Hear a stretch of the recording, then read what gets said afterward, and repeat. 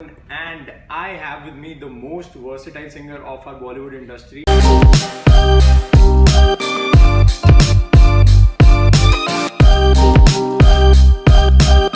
इनके पीछे लड़कियां पागल हैं, इनकी फैन फॉलोइंग बहुत ज़्यादा है, इनकी सिंगिंग का तो आप मत ही पूछिए. And I would like to congratulate you first of all. आपके नए सॉन्ग टूटे को आपके लिए यूट्यूब पे it is trending and millions views आ रहे हैं. सो फीमेल फैंस तो इतनी क्रेजी हुई बढ़िया है. नो, दिल्ली की लड़कियां आपके पीछे पागल हैं. मैंने आपके कॉन्सर्ट्स बहुत अटेंड किए जब मैं कॉलेज लाइफ में था अपनी. तो दिल्ली यूनिवर्सिटी में you have perform many times and लोग बहुत अच्छे से आपको कितने अच्छे कॉन्सर्ट गए. सो सबसे पहला सवाल मैं ये पूछना चाहूँगा कि the song Toote Khwab as I said it is trending on YouTube and everywhere. तो इस सॉन्ग का आइडिया कैसा आया आपके पास? तो ये सॉन्ग जो है ये मेरे लाइफ के ऊपर आधारित नहीं है. लोग सोचते कि मेरा ब्रेकअप हुआ इसके लिए मैंने एक ब्रेकअप गाना किया, लेकिन that's not the reason. There are lot of friend circles में मैंने ये देखा कि जिस तरीके के रिलेशनशिप्स हो रहे हैं आजकल, जिस तरीके से लोगों के ब्रेकअप्स हो रहे हैं, I think it's a very common thing कि टेक्स्ट पे व्हाट्सएप पे ब्रेकअप हो रहा है लोगों का. एंड जब फाइट्स होती है तो ब्लॉक कर देते हैं लोग, एंड काफ़ी मैसेजेस जो पढ़ते हैं लेकिन रिप्लाई नहीं करते हैं. So all these things are happening around me, and मैंने सोचा कि मेरे अराउंड हो रहा है, मतलब कि पूरे देश में हो रहा होगा, और पूरे देश में मतलब पूरे वर्ल्ड में हो रहा होगा. It's a very common thing. And इसी चीज़ को मैं अपने गाने में बयान करना चाहता था, and I wanted to include this in the concept of the video also. So if you see the video, starting में the girl breaks up with me on text, and that's how the video starts. She blocks me on WhatsApp, and then ऐसा पता चलता है कि अरमान का breakup हो चुका है, and the video starts from there. So end में जाके video में एक moment आता है जहाँ पे अरमान has moved on from the breakup. थोड़ा time लगा, लेकिन he moved on from the breakup, and he's made a career for himself in singing and music, and his new song टूटे ख्वाब has become a big hit. And मैं बस की तरफ जा रहा हूँ मेरे शो ख़त्म करके, and मुझे टेक्स्ट मिलता है लड़की से कि I love your new song, जिसने मुझे लास्ट 6 महीने से बात नहीं किया ब्रेकअप के बाद. And she says कि I'm really sorry for the way things happened. Do you think we can change all that and make those जो मैंने मिस्टेक कमिट किया उसको रेक्टिफाई कर सकते हैं? तो अरमान जो मतलब मैं खुद को ही प्ले कर रहा हूँ अरमान. तो I read the message, I smile, and I go inside the bus. क्या बात है.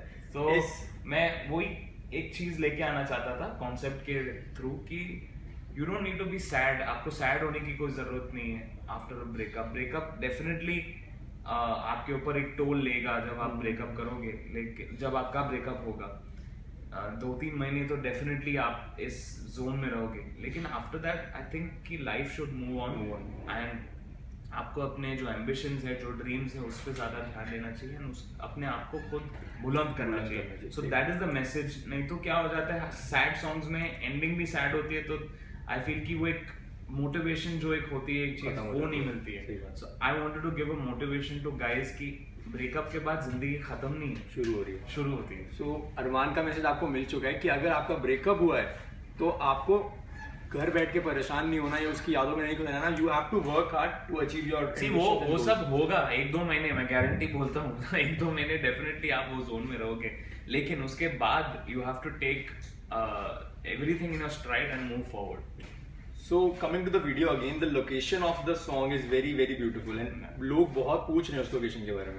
तो उस लोकेशन का आपको आइडिया कहाँ से आया, वो लोकेशन कहाँ की है, वो प्लीज बताइए. वेल लोकेशन तो जो डायरेक्टर हैं शैबी, उन्होंने सजेस्ट किया आर्मेनिया है, एंड काफ़ी लोग अभी म्यूजिक वीडियोस वहाँ पे शूट करते आ रहे हैं, नॉन फिल्म म्यूजिक वीडियोस. और आई थिंक एक अनएक्सप्लोर्ड जगह है वो, जिस तरीके से वो विजुअल पे आया है, आई डोंट थिंक कि ऐसे मैंने देखा है किसी और वीडियोस में. एंड एक लेक था वहाँ पे जिसमें उन्होंने शूट किया. अगर आप पोस्टर भी देखोगे तो उसमें वो लेक दिखेगा.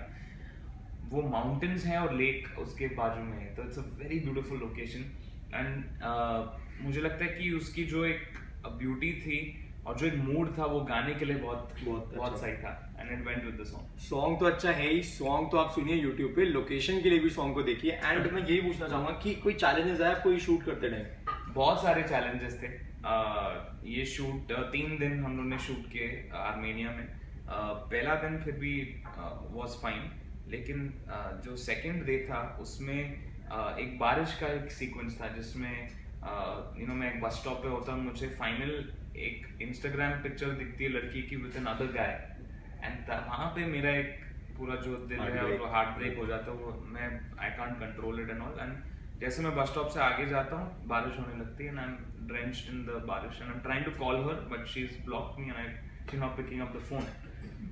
तो उसमें एक सीक्वेंस जो बारिश का था, मैंने लाइफ में कभी बारिश में गीला नहीं हुआ, आई हेट रेन्स, लेकिन वो सीक्वेंस का एक इतना इम्पोर्टेंस महसूस होता है वीडियो में, तो वो करना बहुत ज़रूरी था। एंड हमें एक ही चांस था उधर वो शॉट करने का, क्योंकि एक बार आप भीग गए तो उसके बाद बार बार नहीं कर पाते। तो शॉट के पहले ही मैं एंड वहाँ पे बहुत ठंडी है, सो आप गीले हो और विंड भी चल रही है तो आप इमिडिएटली बीमार पड़ सकते हो। सो जो डायरेक्टर ने सजेस्ट किया कि मुझे अंदर से I have to be wrapped in plastic, तो मेरे पूरे body from here till my legs I was wrapped in plastic, then I wore the clothes on top and आप गीले ना हो और तबीयत खराब ना हो। तो आप देख रहे हो कितनी मेहनत लगती है एक वीडियो के पीछे। सो अब मैं ये पूछना चाहूंगा, आपके सारे गाने सुपर डुपर हिट हैं, इतने प्यारे प्यारे गाने हैं, सारे रोमांटिक जॉनर के रहे हैं, ये जो है सैड जॉनर का है। तो चैलेंज में फिर से पूछूंगा, सैड जॉनर का गाना करने के पीछे क्या चैलेंज रहा आपका? सी चैलेंज तो हर एक गाने के साथ होती है, ऐसा ये नहीं है कि प्यार वाले जो गाने वो इजी होते हैं। सभी गाने एक हद तक इजी होते हैं, थोड़े टफ होते हैं। इस गाने में मुझे जो चैलेंजेस फेस हुई वो थी किस तरीके से मैं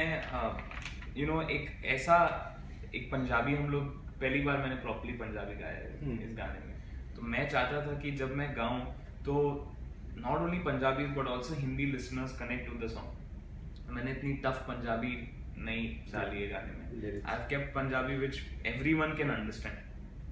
तो चैलेंज सिंगिंग के फ्रंट पे नहीं था, लेकिन गाना सही जो उसका जो स्ट्रक्चर है उसको बनाने में वो चैलेंज मेन था कि हम ऐसा गाना बनाए जो जब सुनते ही लोग इमिडिएटली उसे गुनगुनाना चालू करें।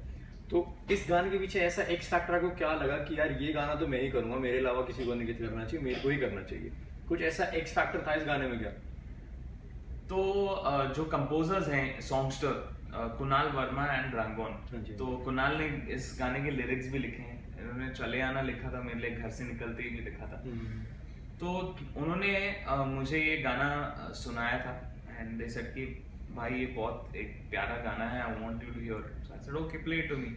मैंने गाना सुना, मुझे 10 सेकंड भी नहीं लगा, मैंने कहा कि ये गाना मेरा नेक्स्ट सिंगल है। तो उतना कन्विक्शन था मुझे इस गाने के लिए। एंड जब एक कंपोजर एक गाना लेके आता है तो सिंगर्स की भी थोड़ी थोड़ी फीडबैक्स होती है। तो इसमें मेरी क्या फीडबैक थी, हमारे गानों में इंडियन गानों में एक मुखड़ा होता है और एक अंतरा होता है। Mukhda is the first verse and antara is the second verse. तो कुणाल ने जैसे प्रेजेंट किया था, अंतरा मुखड़ा था और मुखड़ा अंतरा था, तो मैंने उसको बोला स्वैप कर दो, जो फर्स्ट वर्स है उसको सेकंड बना दो, सेकंड वर्स को फर्स्ट बना दो, और जो आप अभी सुन रहे हो वो रिवर्स्ड वाला है। क्या बात है। सो मैं एक पूछना चाहूँगा, जैसे मैंने आपको पहले भी बोला कि मैंने आपके बहुत कॉन्सर्ट्स अटेंड किए and they are literally amazing, people go mad, people are dancing because आप सैड सॉन्ग्स रोमांटिक सॉन्ग को भी EDM में मिक्स करके एंड बहुत अच्छा कर देते हैं। तो हमारे फैंस को जो आपके कॉन्सर्ट अटेंड नहीं कर पा रहे, उनको आपका पार्टी नंबर कब सुनने को मिलेगा? तो बहुत ही जल्द मैं एक अगले सिंगल पे काम कर रहा हूँ which is going to be a dance number and उस पे काम जारी है। Amal is composing that song and hopefully towards the end of this year you should be. So एक और चीज़ मैं पूछना चाहूँगा कि कभी आपके इतने फैंस रहे, कभी कोई फैन गर्ल मूवमेंट हुआ कि कोई किसी फीमेल फैन ने आपके लिए कुछ ऐसा किया हो कि आपको अभी तक याद है कि यार ऐसा कुछ हुआ? कि मुझे एक फैन ने कैलिफोर्निया में US में मुझे एक फैन ने एक बहुत ही स्पेशल सा एक तोहफा दिया था and that was a chain and उस पे क्राउन बना हुआ था एंड सब मुझे प्यार से प्रिंस ऑफ रोमांस कहलाते हैं, मतलब कहते हैं। तो वो चेन उन्होंने, बहुत ही एक्सपेंसिव चेन था, मैंने बोला कि फैन ने क्यों खरीदा इतना खर्च करके। मैं काफ़ी अपने फैंस के साथ बहुत क्लोज हूँ, तो मैंने मैसेज किया कि इतना सब करने की ज़रूरत नहीं है, I know I understand you love that's more than enough. लेकिन जब फैंस ऐसे सब थोड़ी जब चीज़ें करते हैं, it just makes me feel amazing. मैं आज तक वो चेन अपने साथ रखता हूँ। बहुत ही बढ़िया।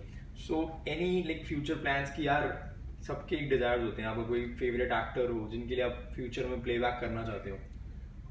मैं शाहरुख सर के लिए गाना चाहता हूँ, क्या बात। एंड वो किंग ऑफ रोमांस कहलाया जाता है, मैं प्रिंस ऑफ रोमांस, तो किंग एंड प्रिंस को एक साथ जोड़ी बहुत आना चाहिए। जोड़ी बहुत जरूरी है। बहुत ही बढ़िया। सो लास्ट क्वेश्चन, आपकी पूरी फैमिली एक म्यूजिकल फैमिली है, Dabbu uncle, Anu sir, everyone is like, सारे म्यूजिकल फैमिलीज हैं, तो आपका कोई फेवरेट जिनको आपने बचपन में देखा और आपको लगा कि नहीं यार मेरे को भी सिंगिंग लाइन में जाना है, तो आपका बचपन में आपकी फैमिली में से आइडल कौन था? मेरे फैमिली में से मेरे आइडल डेफिनेटली मेरे पापा रहे। उनकी जर्नी देख के मुझे आज भी मतलब मैं इंस्पायर होता हूँ, क्योंकि उन्होंने बहुत सक्सेसफुल गाने दिए हैं, लेकिन फिर भी उनकी करियर उतनी सक्सेसफुल नहीं रही जितनी होनी चाहिए थी। एंड जब आप एक ऐसी जर्नी को देखते हो, तब आपको लगता है कि इतना हार्डशिप, इतना हार्डवर्क करने के बाद there is so much struggle, there is so much कि जो मुकाम पहुंचना था वो नहीं पहुंच पाए। एंड बचपन से ही मेरा और अमल का यही ड्रीम रहा है कि डैड की जो ख्वाहिश रह गई थी, जो ड्रीम्स अनफुलफिल्ड रह गई थी, जो ख्वाब टूटे थे, वो उसे हम जोड़ेंगे।